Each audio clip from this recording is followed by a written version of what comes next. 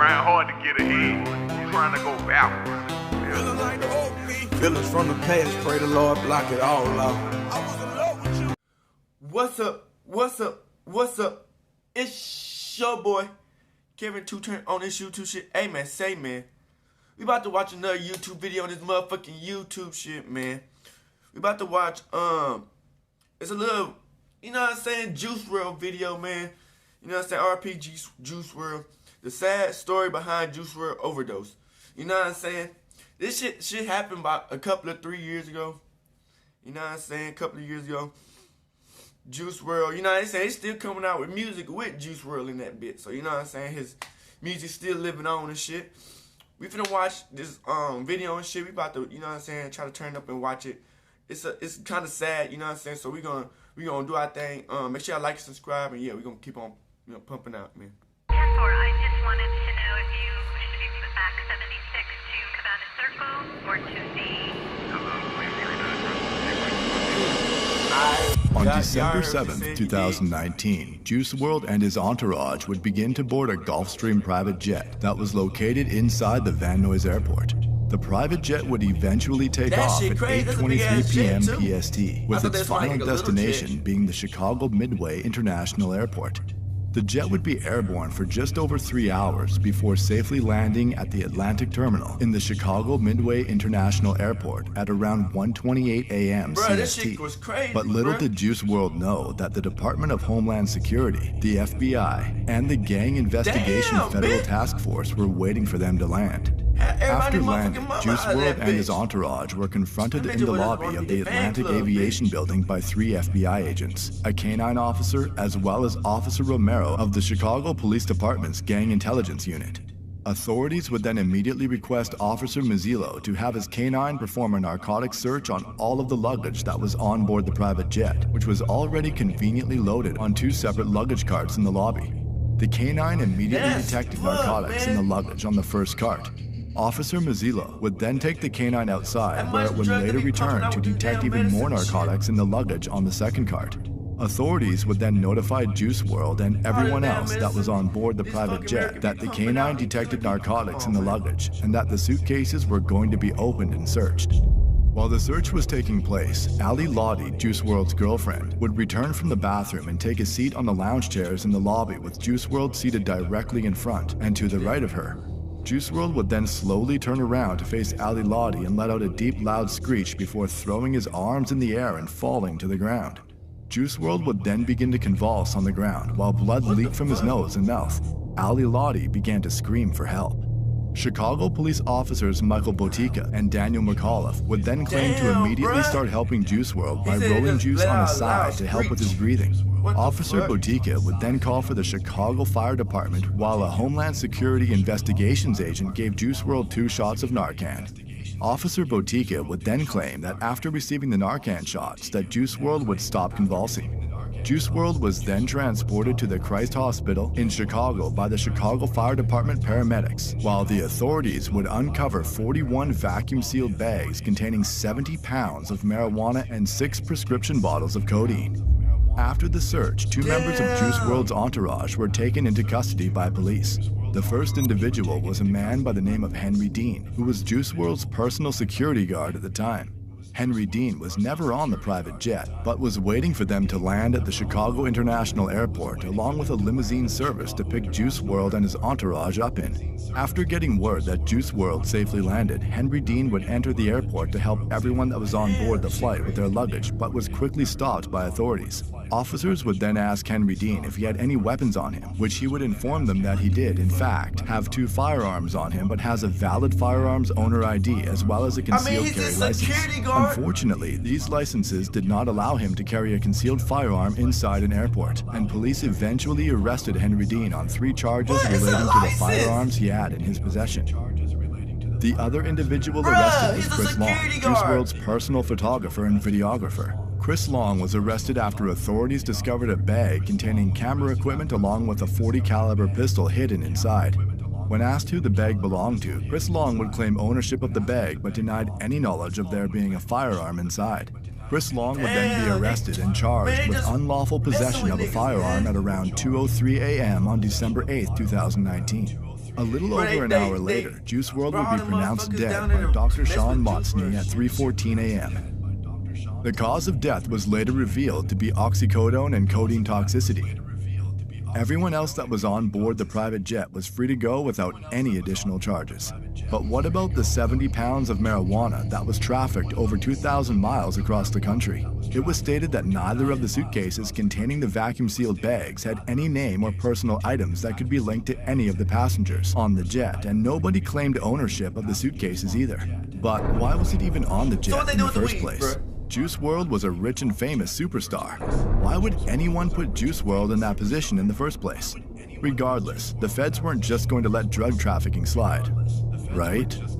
After looking further into the police report, something odd stood out to me, and that was the fact that the Gang Investigation Federal Task Force was waiting for them to land. I can understand that if the pilot called in a tip stating that there were narcotics and firearms on board, why the Department of Homeland Security, the FBI, and the police being there. But the Gang Investigation Federal Task Force seemed strange and oddly specific.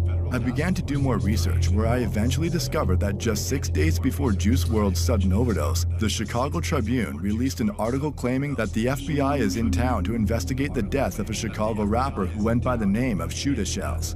Shoota Shells was a member of a Chicago gang called Black Mob, and back in 2017 released a song on YouTube titled Death of 150, which was a brutal diss to a rival gang. The rival gang targeted in the song goes by the name of No Limit, with its most well-known members being rappers G Herbo and Lil Bibby. Lil Bibby is also the owner of Grade A Productions, a record label Juice WRLD was heavily involved with since its start and would later sign onto a multi-million-dollar joint venture deal with Interscope Records. Now, while most Chicago gang members are known to be some of the most savage individuals, Lil Bibby was different, with his main focus always being money, and was known as a big-time drug dealer who rarely dissed opposing gang members. When the Chicago drill scene started to gain traction online back in 2012, names such as Chief Keef, Lil Durk, G Herbo, and Lil Bibby were some of the biggest in the industry. Juice WRLD, who grew up in Homewood, Illinois, a Chicago suburb just 30 minutes south of where Lil Bibby is from, became a huge fan of the drill scene, and when Lil Bibby showed interest in Juice WRLD, he signed him almost immediately despite having similar opportunities to get into the music industry. After signing, Juice WRLD, who had no gang ties prior to meeting Lil Bibby, was now acting as if he was a lifelong No Limit gang member, and began involving himself in very serious situations that had absolutely nothing to do with him. For example, Juice WRLD would start dissing a guy by the name of Posto. Posto was a member of a Chicago gang called Lakeside, which rivals No Limit, and was brutally murdered back in November of 2013 at just 18 years old, after being shot in the head while standing in the first floor hallway in a building located on the 2700 block of East 80th Street in Chicago. And on my wrist is a glass house. Smoking pasta till I pass out. What you say about pasta? That's Juice WRLD would also diss Gang another Street No time, Limit you know what I'm rival who saying? went by the name of Lil Mister. Lil Mister was a well-known Chicago drill rapper and a member of a Chicago gang called Wooga World.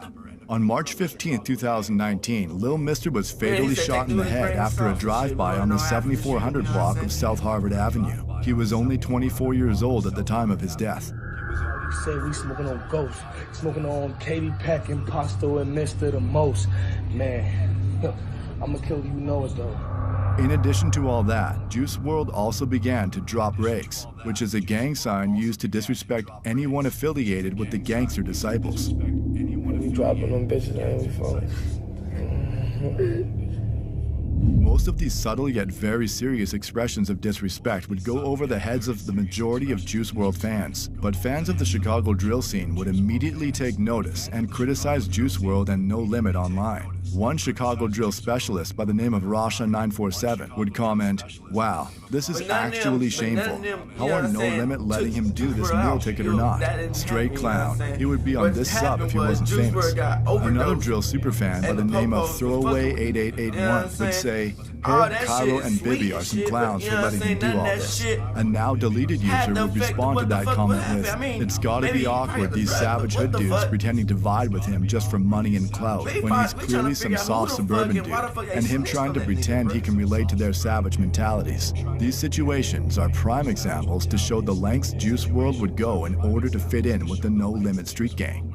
Now, going back to the narcotics found on Juice WRLD's private jet, Fans have been speculating on several theories since the day it happened, with the common one being that the narcotics found on Juice WRLD's private jet were for personal use and were most likely being brought from California to Chicago to be given out to the guests at Juice WRLD's 21st birthday party that was scheduled on the day he unfortunately passed away. Another theory being discussed online is that Juice WRLD's girlfriend, R.I.P, was the mastermind behind all of this, with the evidence being leaked court documents claiming that R.I.P was arrested for trafficking meth back in 2017. It was the R.I.P denied these claims on Twitter by tweeting, "Never seen meth ever, and I'm pretty sure meth is Adderall." Again, this paperwork has nothing to do with me. I'm so sorry. I don't even know the lawyer. Fans would also speculate that Chris Long may have something to do with this due to his ties with the underground cannabis industry in Los Angeles. This is Chris Long, the plug. Wrlds LA is a store that sells medicinal marijuana, and you're the manager. Who owns it? Or talk about that? Some guys. You know what I'm saying? You really can't talk about that. Okay, Man. the weed business Already is a business shady. where I love the weed business. information is kept close to the chest. Yeah, but basically he works for some dudes that own a lot of them. Like he works with them, and they like, fucking. How'd they find you? Shit. And others, more specifically the Chicago drill scene, would speculate that No Limit was behind all of this the whole time, with one highly upvoted comment in particular stating, "Juice WRLD was getting extorted," even though some people like to deny it. Another user would respond shortly after saying, "Thank you. Why would Juice WRLD be traveling on a jet with so much weed? No Limit was using him as a crash dummy. He just so happened to be a superstar." We will likely never know why and how this situation came to be, but at the end of the day, 70 pounds of narcotics were found in the luggage on board the private jet, with the Gang Investigation Federal Task Force in particular waiting for Juice WRLD and No Limit to land. We're never snitch. Shit, the fuck? That shit crazy. So 2 years ago. Damn, bro.